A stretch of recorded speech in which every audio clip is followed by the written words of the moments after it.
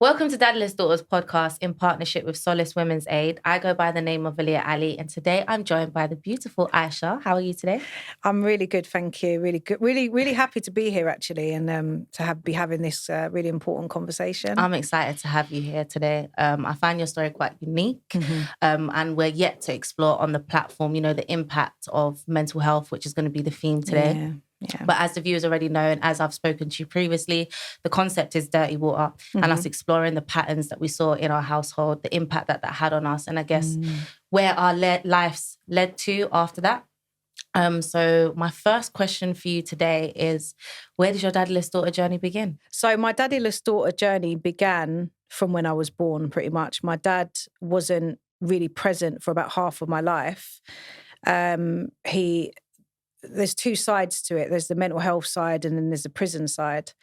And they're kind of separate and together at different points of my life. So for the first few years, I can't even remember what he had been, went to prison for, because it was quite a lot of, different occasions. So, so he'd gone into prison. My mum had taken me up to see him for the first time. Obviously, I was a newborn baby. I was only a few days old. So it was her first child and his first child. So obviously she's gone on to the visit. She's really happy for him, thinking, oh, I'm showing him my daughter. And when she's got there, he's kind of gone, oh, did you bring my stuff? So he was looking for, something from my mum. And he kind of just disregarded the fact that I was there. So my mum was upset. She left the visit. And that was my actual first encounter, she'd said, that I had with him. And that was kind of like the trend throughout. I wasn't really, important in a lot of senses to him, he was more focused on, his lifestyle and what he was doing. So just before the end of his prison sentence, he was found in his cell, basically like fighting, and there was no one else that he was fighting with. So the officers had come to the door and they'd looked through and they'd seen him like having this boxing match with basically nobody. Yeah. And they'd taken him out of the cell and removed him, and he was transferred to a mental health hospital. When he was sectioned, he was diagnosed with paranoid schizophrenia. When I later on in life had the conversation with him, he describes it as, and this is something that he would say as if it was real, there was a spaceship that was in the sky and it shone down on this video screen. And on this video screen, he could see me, my mum, him, and lots of different visuals. And then there was some sort of alien that came down, and then this alien started to attack him. Now, obviously, like to some people, it might seem funny, like, what the hell? But this is like, this was very real for him. And it was actually something that he believed that actually happened, even in, quite a normal state. He would talk about like this, like it was like, I just went to the shop and bought, a cup of coffee or something. So obviously he went through that, stage of being sectioned for a few months. He was given a medication and then released. It was his release date. So he spent the rest of his sentence in the unit. And my mum had said when he came out, he was like a zombie, like he was on the medication. He was very calm, but he wasn't really himself. Like she had, liked him for his like personality and his sense of humor and all that kind of stuff, but he wasn't really himself. But then he was very calm. As he was quite a violent man generally. And he was, on the streets, he was on the road. So he had come into contact with lots of different people where that violence had given him a certain reputation and, so on and so forth. So he'd come out, he was on the medication, he was out for a few months and he was continuing to take the medication, and then one day decided, you know what, I don't need this medication. So he stopped taking it. And unfortunately, because my mum had actually never seen him having an episode, like a schizophrenic episode. So she didn't know that he had schizophrenia when she met him. Right. And I don't know how much, you probably know quite a bit about it, but when somebody's got mental health issues, it's not just necessarily all of the time. Sometimes it's just like periods of time. And it's called an episode, right? Especially if it's connected to their trauma. A lot of people get triggered around certain times that things have happened to them in the past as Exactly. Yeah. So the trigger at this point was him stopping taking his medication, right? So when he did that, you know, it was just crazy. Like he obviously, he was paranoid. So the things that he would come up with would range from someone's trying to poison him. That was like a common theme. Like he believed that people are trying to poison him or people are setting him up to be robbed via the police, you know, because obviously it's mixture with the street life and then, you know, the mental health as well. So I can remember being in the flat or the house, I can't remember where I lived in East London, and my mum would be like terrified. You know, I was only about 3 or 4 at this point, but I can remember being in that flat or that house, and my mum would switch the lights off and he would come, like, she would have to literally, we'd have to be in the house with the light switched off because she was trying to hide from him and trying to pretend that she's not there because he was just really, you know, really angry and really crazy. And my mum was really scared. And I can remember her having that fear, you know, like he was so unpredictable that you couldn't really trust to be around him. So that went on for a period of time. He would come to the door, he would be shouting my name, he'd be shouting my mum's name, he'd be throwing stones at the window. I think it was a flat because he'd be throwing stones at the window, and we just have to sit in the dark and just kind of just wait for him to leave.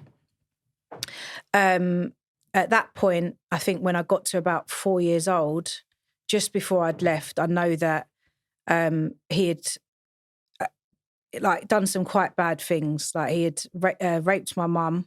Obviously, she was trying to get away from him. She was trying to, the relationship wasn't still ongoing at this point, you know, so he'd forced himself onto her. May Allah forgive him for that. You know, he wasn't in his right state of mind. And he also beat up his mum as well. So he was quite, you know, it was very, very scary, you know, and I can, even as a 4-year-old at that point, obviously I don't remember seeing those specific incidents, but I do remember the fear of how my mum was literally physically shaking and how, you know, how scared I was. So we literally fled. This is the first time we fled a few times. The first time we fled, we went over to North London. And I didn't see him at that point for probably about 4 years. So we had moved into North London. He obviously didn't know where we lived. He wasn't aware of where we were.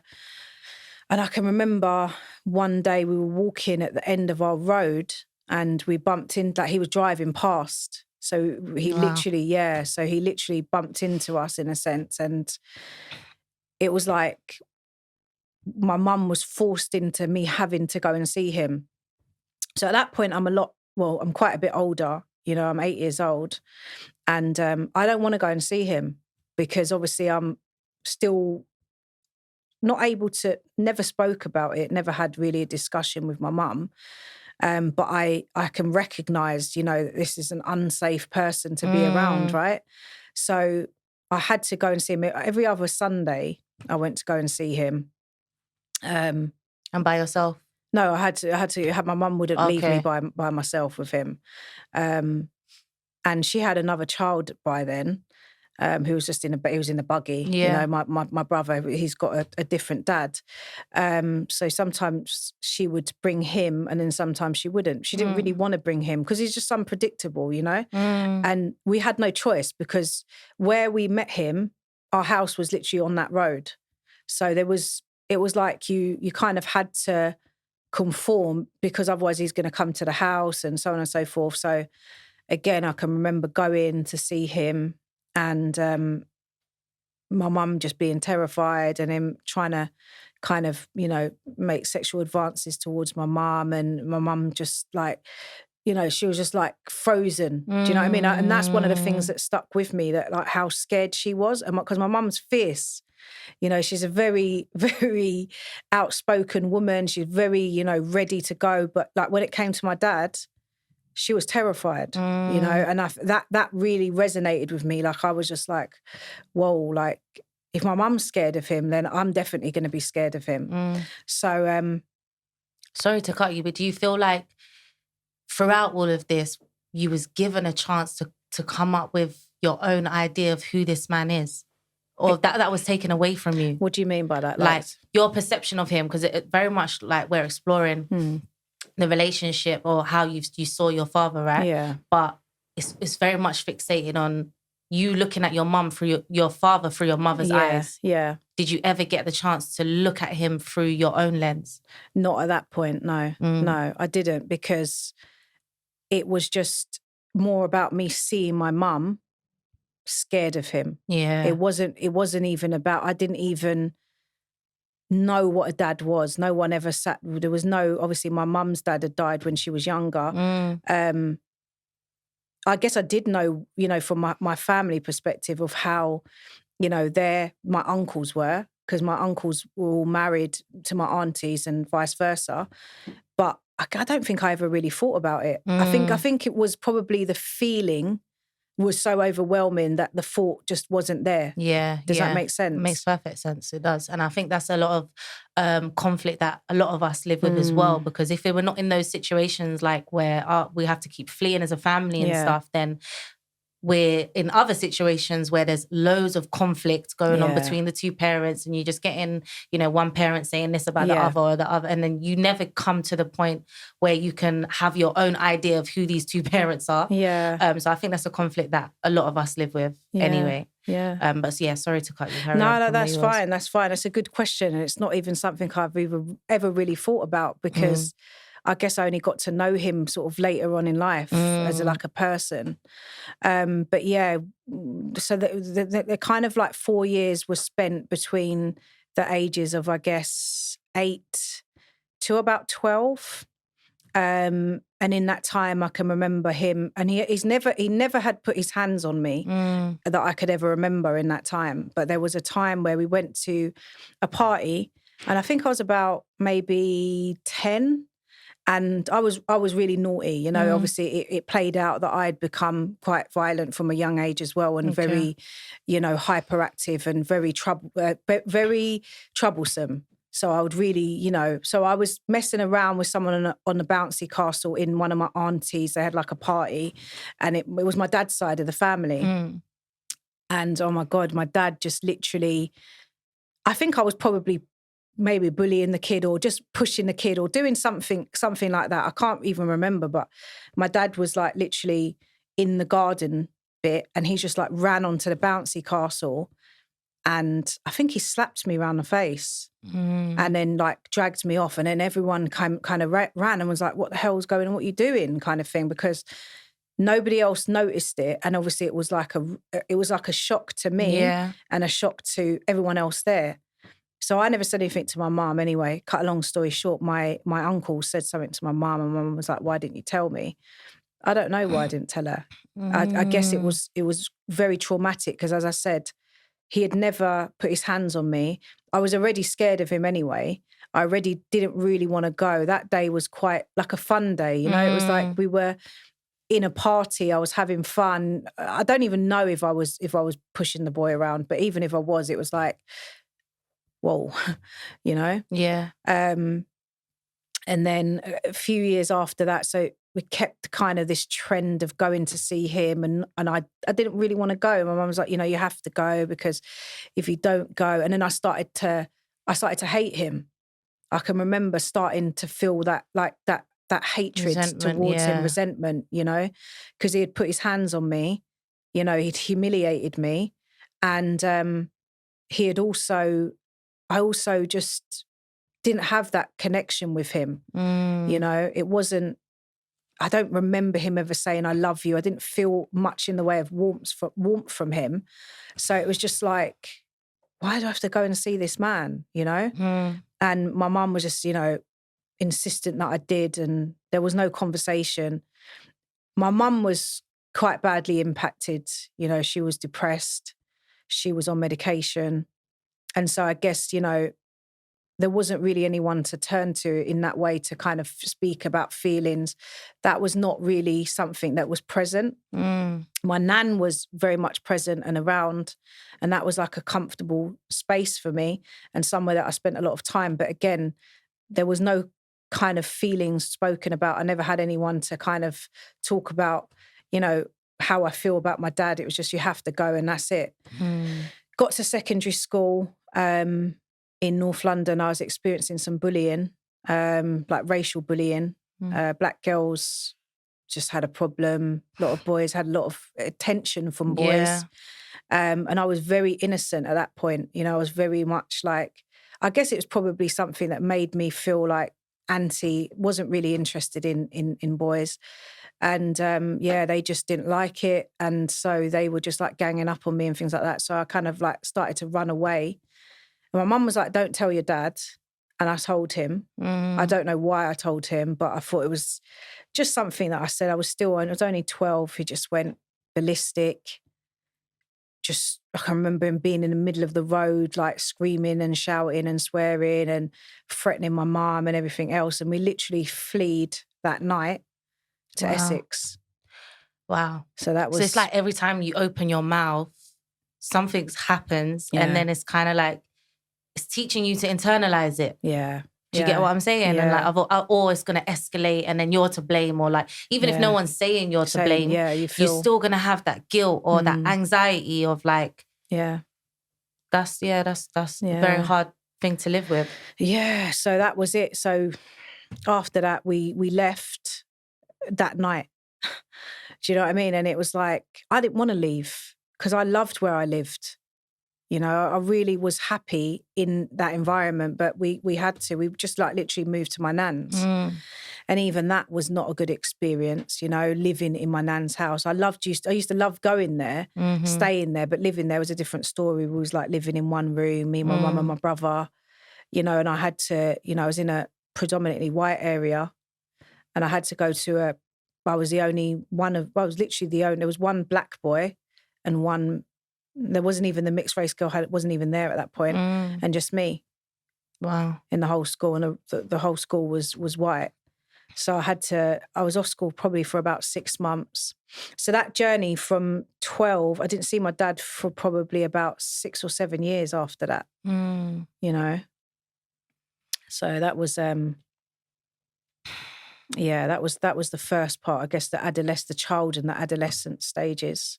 Do you think throughout your early stages that all of your first representation of mental health and conflict and all these different things, did that have an impact on you then, or did that come a lot later in your life? I think it definitely had an impact on me then, in terms of like I became violent. You know, I became the aggressor. You know, I became like the bully because obviously I'd seen my dad be the aggressor towards my mum, and then my mum was very angry, so she was quite aggressive towards me. So then I became like a bully. I became the aggressor. I developed ADHD as a result of that. I was always trying to just trying to thrill seek from an early age, and I put that down to, you know, not being stable, so not having that stability throughout, and then obviously that was affected but also, when we grow up in these type of environments, we can be addicted to chaos. Yeah, that's it. Yeah. And it might be like we're like seeking thrills or whatever, but we're actually addicted to this. We feel like this is normalized, this is life. Yeah. So we're always repeating those experiences or finding a way to repeat those experiences and those patterns, you know? And it's unconscious, isn't it? Because obviously I was a child. I didn't know that that's what I was I didn't know that I was thrill seeking. I was addicted to chaos. You know, I think someone explained it to me like a shark, like a fish in a pool of sharks that's lived there amongst the sharks. Then you take it out and put it with other fishes. It's like... I was thinking it's a shark. I like that analogy. Yeah, it's just like, it's just crazy. But so the ADHD kicked in, and the identity side of things as well. Obviously, at that point, I don't think I would have recognised it as like mental health. But I really got to a point where I wanted to be white, and that was that. Looking back on that, I find that very sad to even say. It's not something I say to many people, but I think, I don't know if I connected like the hatred towards my dad to that, or it was just you know, the white side of my family were just totally different. And they were the kind of ones that indirectly were present and just were like, in my view, quite normal. So yeah, I had some quite bad identity issues. I don't know if I've suffered with depression. It just feels very complex. The thoughts and feelings and patterns that I were going through were very complex. It's hard to like put a label on them. And I wasn't obviously labelled with anything until later on in life when I've been labelled with borderline personality disorder, which I'm not sure I agree with. I think, you know, it's more complex PTSD because there's so much that's gone on there, you know, in really quite a short, you know, lifespan. It's not even sort of my full life yet. And I've already experienced so much turbulence, you know, not much security and, you know, a lot of mental health around me directly. So, yeah, the identity side, I was just quite deeply unhappy, I think, with who I was and where I was. And I didn't want to move to Essex. I didn't want to have to move there. I'd not been, you know, used to being the odd one out. So that was a massive shock. And then I became more violent because I felt like I had to be. I felt like I had to be. First of all, I was not going to get bullied again. You know, that wasn't going to happen because I thought I'm not going to come into a new area and allow myself to get bullied. So then I started to I was already aggressive and stuff. I don't know why at that point I just think I was outnumbered. I wasn't in a position to fight. And I was quite scared. So I thought I'm going to go into this situation with let me fight my way around things. And then I'm not going to be the victim. It's so interesting though, because I feel like when I look back at even my own journey, I was bullied like before probably the age of 11. Okay. And I was very much, my survival mechanisms was very much flight, not fight. Okay. And then I made that promise to myself that it was kind of like a rewiring without even knowing, but that I'm no longer going to respond like that anymore. I want to be a fighter. But still that's a survival response that we have to these type of situations. And when you're constantly living in fight, flight or freeze mode, it can take years to unpack that and really understand, first and foremost, what being safe even looks like. What feeling secure even feels like. And I still even struggle to identify with those healthy feelings and emotions, I guess. And they're so far from probably what we've both experienced that they don't even feel normal. Comfortable. Yeah, comfortable. You know? It's deep. It is deep. Did you struggle from an early age to like love yourself? Yeah, I definitely think I hated myself. And there was a few reasons for this. I think my mum, you know, she was very much, she would try her best, you know what I mean? She definitely tried her best to take us to places, to give us things to do that were fun and which I loved. Because I was naughty, you know, I was, you know, playing out being naughty and doing really disruptive things in school. I remember I got suspended from, I think, infants for putting a magnet on a computer, you know, just doing things just for fun or attention, you know. And my mum just didn't know how to deal with it. She said it to me, you know, a few years ago. I just didn't really know how to deal with your behaviour. So she dealt with that through aggression, you know. And I can remember going into my room, like she would, you know, hit me and it would really infuriate me because I couldn't fight back. You know, I wasn't in a position to fight back. And I can remember like screaming into the pillow and swearing and like really just releasing that anger. So I definitely feel like I was angry from really young, from when I can remember, probably like 3, 4. I was angry. And I know that you struggle to identify whether you was suffering from depression at a very young age, but I really feel like kids that grew up in these type of situations and like become angry, that is another form of grief and depression that we don't really recognize because on the surface it's comfortable to express that anger because we've seen what it looks like to express anger, if that makes sense. But, you know, we don't really know what it feels like to express grief or hurt, sadness, or even numbness. Because I was numb for many years, especially when I was a teenager, because I couldn't identify with any other emotion other than anger. I didn't think of it like that. It's difficult, man. But like you're saying, it is complex because there is so many different layers to our experiences. I don't want to go into your relationship with men. I think it's important for us to preserve those type of stories for a much close space. But I would like to ask, what would you say was your biggest challenge in your relationships moving forward from that point? What do you mean? Like what? Just overall.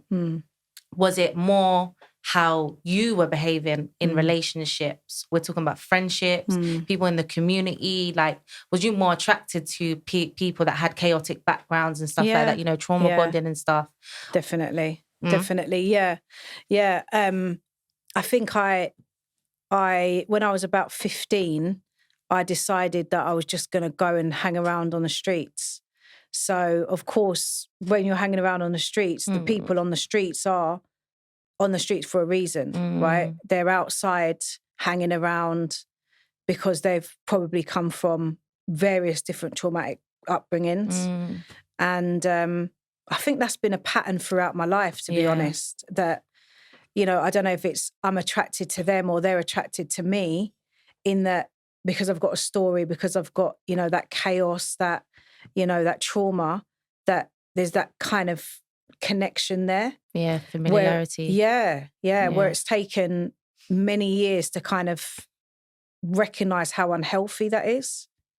Because like as a sort of mid-30s-year-old woman, I'm like, I don't even know how to set boundaries. Like, why do I feel like I need to, like, for example, with my female friends, why do I feel like I need to be available for them 24/7? Probably because nobody's ever showed me what those boundaries are like. And when I was speaking to my therapist, he said, well, you know, you didn't have any boundaries with your parents. There was no real boundaries set in terms of, you know, you were under their control and you kind of just did what they needed you to do, and they fulfilled the role that they felt they were fulfilling. And there was not really any explanation of how to have a healthy relationship. And that may be in, you know, general relationships with my husband or relationships with friends. It's like I'm having to learn this in my 30s because this is not something, you know, I was taught. I didn't see a healthy relationship with mum and dad, you know, at all. I don't remember any form of looking back and seeing any form of time. I think during therapy I captured a memory. Actually, I did some inner child work to change the memory of what was chaotic and change it to what my ideal picture would be like. Wow. And that was like just a still of mum and dad smiling. I can't even look back and remember a time when mum and dad sat together and we all smiled together. You know, and that's like the most basic thing. So how am I going to look at, you know, my relationship with others? So I had to go and study it, you know, and that's what I've done. I've just gone ahead and studied because I could see there was patterns in relationships that, you know, were unhealthy, and it was the same sort of cycle of friends that were around me, and I was not happy with it. You know, even as a Muslim, you think, oh, okay, you know, people are religious, they should be cool, they should be fine. Well, it doesn't work like that. It's not as simple as that, because people are religiosity is just a part of who someone is. You know, it's not the full story. Yeah. So that was difficult because I felt bad. You know what I mean? I felt like I was doing wrong to people because I feel like, oh, you know, honor what they want, Aysha. Be who they need you to be, not thinking about myself. And, you know, how much time I kind of wasted being there, being the rescuer, as we look at the kind of rescuer-rescuee. I was the rescuer. And I can remember even from hanging around on the streets and, you know, that whole, like, friendships and things like that, like being, you know, attacked by my own friends and things that I thought were my friends, or being, like, you know, attacked by men and things like that. Not necessarily that I thought were my friends, but just being in those circles where, you know, you say the wrong thing and you were on the turn end. on you. Yeah. So what age did your dad come back into your life? So I got in contact with him at the age of about 19. And I don't know, I think when you go through your late teens, well, from my own experience, I feel like you just, I don't know, you feel like, I don't know, it's a weird age, you know, because they're all quite weird ages. I think during my teens, my sort of 13, 14, 15, I was very much alone, you know. Being in Essex at that prime age, I was very much alone. And even the friendships that I made, I just don't feel like I was accepted. And of course, it could stem from who I was and how I was, you know. I wasn't, you know, normal. You know, I wasn't really healthy, and I was trying to fit in, and I didn't fit in. So when I got to sort of 19, I'm like searching, I guess, for something. I don't know what I'm searching for. And I thought, I know, let me get in contact with my dad. So he was in prison again. And so I wrote to the prisoner's service to find out where he was. And again, it's that disassociative, can't even say the word, but thought pattern of like, oh, this will be fine. Oh, it should be all right. He'd probably changed now. And that's something I'll talk about in a bit. So I got in contact with him, started seeing him a little bit. And I actually brought something up to him. I said to him, you know, you threatened to cut my mum up and in little pieces and spread her body parts around the world. That is something that he said that was, you know, something that I had to have learnt to kind of, it's quite triggering for me. And he was like, no, I didn't, you know? So I thought, okay, we're having a conversation, like he's understanding where I'm coming from. Like, oh, we maybe we can get through this. This is what I was telling myself. But at that point, you know, he was quite normal. He seemed okay. He was hearing what I was saying. So for a few, I guess a year or two, he was okay. And when I was 21, I made the mistake of going to live with him. So I had some issues with my mum, and I was like, oh, I'll go and live with my dad. Yeah, that was probably one of the worst things I could have done at that point in my life. Wow. Again, I think for a female, not having a dad, you crave that, you know? And I can only speak from myself and my, you know, immediate circle and people that I know's own experience. But every single woman that I've spoken to, they say that when you haven't got you want your dad, innit? And I didn't know that at the time, but I really wanted that relationship with him. So had some issues with my mum. Kept getting sacked from various different jobs because I could never hold a job down at that point in my life. And that's us, that dirty water as well, because we talk about friends and intimate relationships, but it's everywhere we go in life, you know. It's just not working out. It's not going to work out. But carry on. Yeah, so thought it was a good idea to go and live with him. So for the first few months, it was all right. So before I was Muslim, we used to go out. We used to rave together, you know. We used to have quite, you know, fun. Like, it was fun. He, you know, obviously was living a certain lifestyle. So he was providing a certain lifestyle for me. I was going shopping and getting cabs everywhere and stuff, and going out and enjoying myself, you know. And then I can remember just waking up one day and he was like, I could start to hear him like saying something, but it's like he wasn't, I thought he was on the phone at first. And then he wasn't talking to anyone. And then he was like, you know, like he would have this sequence of a story from the age of, I don't know, 8 or 9. He used to get, he used to have to, basically he had an older child that would like make him rob women's handbags. So he was ranting and raving about that incident. And then he would speak about, he also had incident with a group of men that threw acid in his face. So he had, they tried to go in to rob him. When they came to the door, they sprayed acid, which was another traumatic thing that I even forgot about. And his face was, his face, alhamdulillah, his face it wasn't scarred, but obviously at the time it was pink. He, fortunately had put water on it, and it had saved the scarring. But yeah, they did that. So we'll talk about that. But he blamed my mum for that for some reason. So he would go on for probably about 4 hours. Wow. And it started off like kind of a little bit, and then in 4 hours later, it would just go back to normal. And it started to be every day. So he'd talk about that. He'd talk about the acid. He'd talk about what else happened. Oh, he's been robbed a few times. So he'd be talking about the robbery.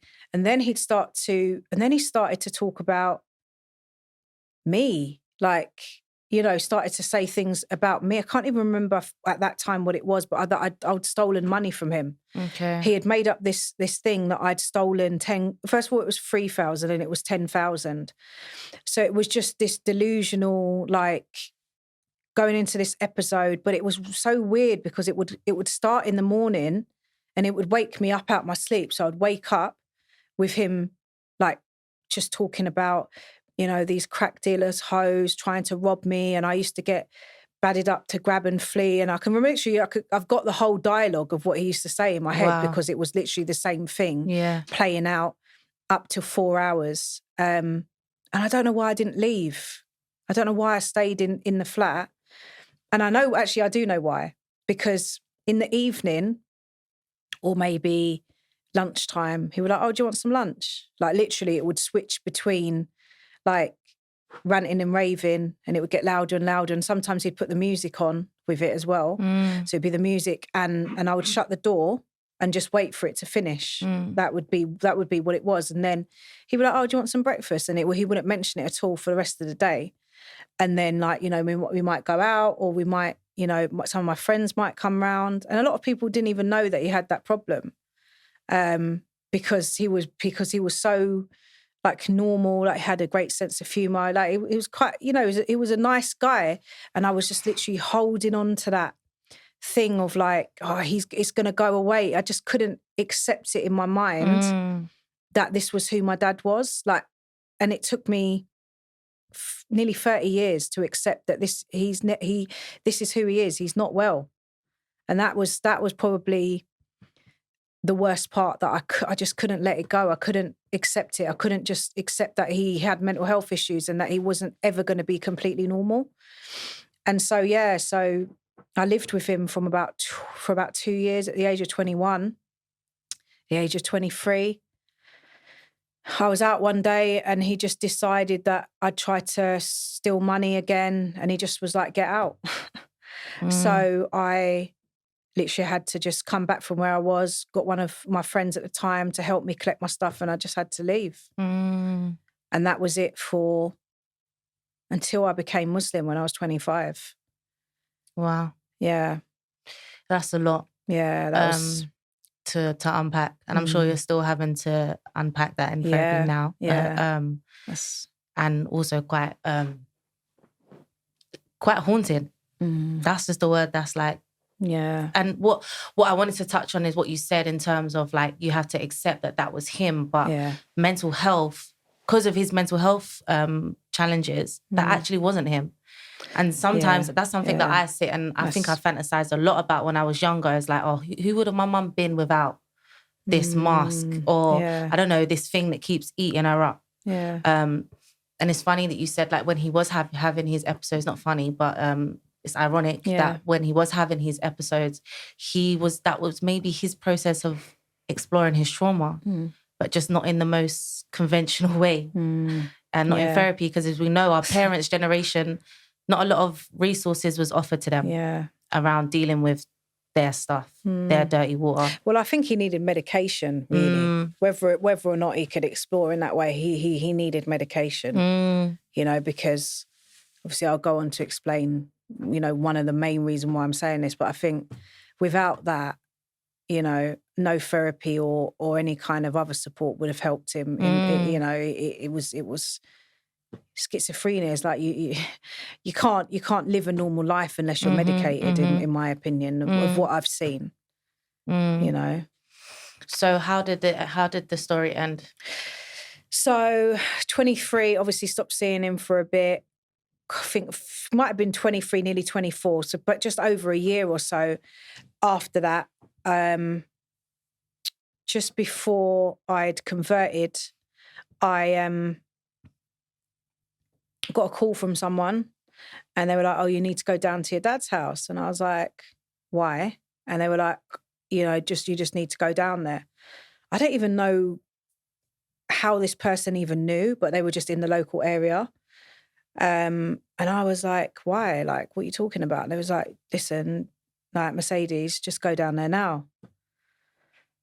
So I can't remember where I was at the time, but obviously I'm just feeling like inconvenienced at this point. You know what I mean? I'm just thinking, look, this guy has probably been arrested again. There's been times where I've been in a flat, he's been raided, I've had to clear up the flat and do various other things in the flat. So I'm just like, oh, okay, no worries. So I went down there. Obviously there's police tape and everything outside. So again, I'm just like, crying out loud, what's going on here? Anyway, it wasn't what I thought it was. He'd actually like nearly been stabbed to death.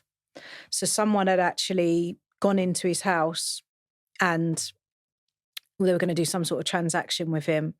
And this is where, someone with mental health would have just said, take it. He was reluctant, started to fight back, and they just kept stabbing him. They stabbed him in his, I think it was like 7 times. They stabbed him in his legs a couple of times and then his arm. And then he was just fighting back and just, being who he is. Even though he was a lot older and a lot less able to fight, he was still trying to fight. And then they stabbed him in his heart. And he was still like standing up, but there was obviously blood shooting outside of his arm and everything. I weren't able to even go into the flat. But I was told when I got down, I was kind of told that had been what had happened. So I was like, whoa, like it was a real shock to me. And it's weird because I was so upset, like I was devastated, and I felt a lot of hatred towards him, a lot of resentment. I didn't really like him, but yet I was so upset. Went to the hospital, seemed fine. There was like a doctor that was on, and they said, "Oh, we're just going to like leave him, patch him up and stuff." Doctor came on at like they come on I think midnight, and was like, "Has anyone checked his heart?" And then they were like, "No, because he's fine, like he's awake and stuff." And they were like, "But he's been stabbed like in the heart, like it was literally in the heart. Why have you not checked his heart?" So then like they checked it and it was punctured. So of course, if something's punctured, he would have internally like bled to death. So they obviously operated on him and managed to save him and stuff. I mean, he was okay, but it would have been like a slow puncture. Went back there the next day after he's had the operation and stuff, and he looked really unwell because when someone's had an operation, they've tampered with his heart now. And that's how I converted to Islam, because I kind of called upon God at that time, if you like. I was really like desperate to console myself because again, I didn't really have anyone that I could really turn to. I was living with my mum, but their relationship was strained. So it's like you're going to talk to someone about someone that they don't ever want to see again. My mum never wanted to see him again. She didn't want him in her life at all. So it's like, I can't even go to you and explain how I'm feeling. So that's when I turned to God, turned to Allah, and like, I just felt some mad relief, some mad warmth and everything, which consequently led me to becoming Muslim. So it's kind of weird, really, how even though like the relationship was the way it was and that there was a lot of pain and a lot of, resentment and hurt and grief and all that kind of thing, but yet him nearly dying led me to, so much heartbreak and sadness that I then found God in a sense from that experience. Yeah, I find that that's beautiful. It's bittersweet moments in it, because you was gifted with peace of mind, and you was able to start your journey to recovery. I guess this journey that we're always still on, but it's bittersweet how it started. It is. We're running out of time, but just before we wrap up, I also wanted to kind of touch on women in the Muslim community, daddyless daughters in particular. I've spoken to a few myself behind the scenes, and they've expressed their experiences of kind of also feeling like they was exploited within once they became reverts. Many of them were reverts. They wasn't born Muslim. Can you touch a bit more on that and the themes that you're seeing with women in the Muslim community? Yeah, I think when you haven't seen, a healthy relationship, and you haven't had a relationship with your father, how do you know, and you haven't got a father figure there to protect you, how do you know what you're looking for? How do you know if someone's genuine? Like, taking Islam and the Muslim community out of it in general, how do you know what you're looking for? But I think because when you put the religion back into it,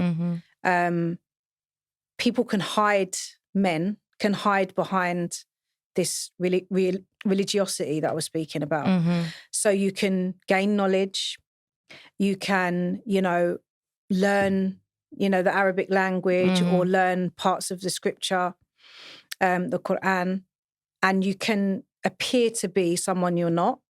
And for somebody that hasn't had, even for some people that have had a father, but of course your father, you'd be able to, go to them and ask them, does this seem right or does that seem right? And get their advice. If you don't have that, how would you be able to spot, the truth from somebody that's not, somebody that's sincere to somebody that's insincere, or to somebody that's, preying on you or trying to exploit you. And this is where this is what it is. It's people are hiding behind the religion, and it's quite easy to do that. Yeah. And it happens a lot. It does happen a lot. I just did a podcast about secret marriages, secret polygamous marriages, where men are obviously married to one woman and then they're looking for another woman, which is fine. It's fine in the religion, but they're not always looking for another wife. This is the problem. Some of the men are looking for, they don't want to have the full commitment of looking after another woman as a wife, providing for her, looking after her emotionally and, attending to her needs. They just want somebody that they can, fulfill their desires with. And this is a fact. This is what's happening. Or they want somebody else, but they don't want to have to give their full rights to them. Like I said, they want to just have someone there that, like a companion and everything else that they can just fob off.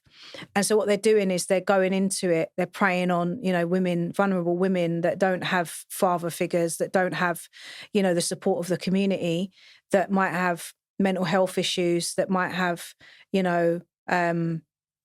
just very, very low self-worth because of family upbringing, and they don't have a dad. Yeah. So of course when you're looking at women like that, they can sell them this lovely dream of how let's just keep it secret because of this, because of that, and it's better for us, and I'm this this quite well-known brother, or I do so much in the community, and look at me, I would never do anything wrong. And it's women are being exploited, and are being tricked by this. And I'm not saying, there's plenty of genuine men and women out there in the Muslim community. There's some really, my husband is, is a great man. Probably kill me for saying this, but there are decent, there's happy marriages. So I don't want it to make this. I hate bashing 100%. and negativity, but it is happening, and it is something we're talking about, and it is, you see the themes in the fact that women don't have a dad and they haven't had a role model as a father. And so they can easily be exploited, you know, and it really, to be honest, needs to stop. Because, and it is happening in all religions and in all cultures. It's like us that are grown up from broken homes or without fathers, we're seen less valuable as women. Yeah, of course. So we're disposable, we're easy to be used and abused and just dashed to the side or whatever. But I think it's something that, especially within all communities, with my narrative anyway, we represent Daddyless Daughters of all cultures, of all backgrounds. It's a universal conversation. But it's nice to talk about from this perspective, because it is different. It is different when someone's using the religion, you know, as their tool to try and manipulate you. I agree. And I think that we need to talk about it a lot more because the same way that these guys, and not only these Muslim men that are like kind of pushing a lot of their community work, the things that they do, they're portraying this public image. Exactly. That's what abusers do. That's the pattern of abuse, you know? So they isolate the women. So now when the women start to speak about it, it's like... You're talking about a completely different person that we're aware of that exists, you know? So these are also the patterns of abusers in general, full stop. 100%. It's something that I really would want to continue to explore with you. But we're running out of time now, so we're going to have to wrap it up now. I really appreciate you for being here today and for really sharing parts of you with me and with the platform. I think that there's going to be a lot of women that can take away a lot from this conversation. And if not, we can definitely continue it. Yeah. I really hope, like, obviously, you know, this conversation is quite difficult for me because, as you know, I haven't, I'm very, I like to kind of, well, not like, but I don't intentionally, but I've kind of disassociated myself with blaming my father because he died. He did die about 2 years ago. And I've always kind of just put it down to his mental health and just said, well, it's because of his mental health. But I never really explored until recently, you know, the whole of my upbringing and what the impact of, you know, not having a present father that was emotionally present, you know, for various different reasons. But, you know, I do genuinely believe that it wasn't his fault and he did, you know, he wasn't aware of it. And I don't want it to be about, you know, blaming him. Definitely not. Because I don't actually think he is responsible for a lot of his actions. And when he was normal, he was, you know, he was a great guy, but it just wasn't a lot of the time. And I think, like I always say, with childhood, it's not the things that were the good and fun and, you know, positive experiences that you have to recover from. It's the negative experiences that you have to recover from. And I think it's very important to talk about these things because there are girls of young ages that you work with, you know, which is, you could do some fantastic work that are really going to benefit from, you know, even if it's just one person or two people that benefit from hearing my story and, you know, seeing that you can transition into, you know, whether you're Muslim or whether you're non-Muslim, you can, you know, I've been married for nearly 3 years now and it's hard. It's very difficult. Because I'm still, you know, I'm still going through therapy and I'm still learning about myself and I'm still, you know, practicing in a healthy relationship, which, you know, because I haven't had that experience and I haven't lived that, it's difficult.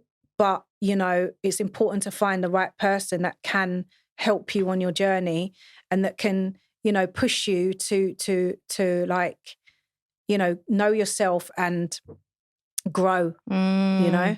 100%. So I read a quote 2 days ago which said trauma is the perfect platform for transformation. So as much as we have a lot of these, you know, conflicting beliefs about what happened and it's not about the blame game, we also are presented with an opportunity to recreate what that means for us and kind of, you know, cleanse that dirty water so our children don't have to bathe in it. Exactly. Essentially. That's such a good concept, man. There is a whole complete other side of trauma, you know, and we're very good at... There's different ways we can pull out our superpowers from it. So I definitely agree with you. And this definitely has got nothing to do with the blame game. And I hope that, you know, this whole series that we've done shows people that, you know, we can explore these topics and open Pandora's box and look at all of this dirty water in a way that's beneficial for all of us to learn from it. And no one's to blame, and no one's not a victim over here. Yeah. We're all survivors. Yeah. Because it's something that's trickled down in our generations. Yeah, it's a great way of looking at it. Thank you, sister, for being here with me. I appreciate you so much. Thanks for having me. It's great. It's great. It's such a good project. And thank you. I wish you all the best in the future, man. Thank you. Keep going. Don't stop. I know it's hard, but we need more Aliyahs out here. Thank you.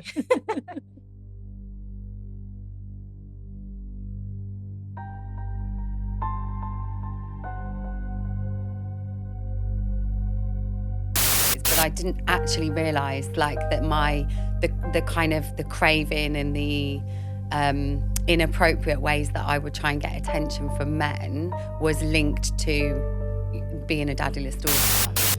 I was having sexual encounters with much older men from that age as well, and my first sexual, full-on experience was I was 12 years old. I didn't ever think about it as abuse. And I think that's been a quite a severe realisation as an adult.